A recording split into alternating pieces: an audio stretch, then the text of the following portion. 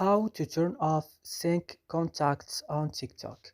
Hello guys, today I will show you how to do this. Just watch this video until the end and make sure that you subscribe and you like this video. So let's start. First step is going to TikTok, then open it, and when TikTok is open, as everyone know, home will open it like automatically.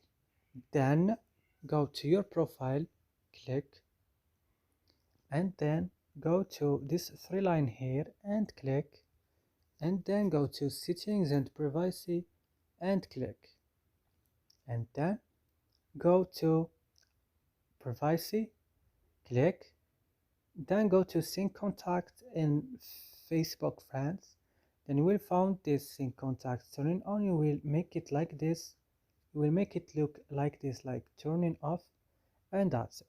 So I hope this video is helpful for you. Don't forget to like and subscribe in this channel, and see you next video.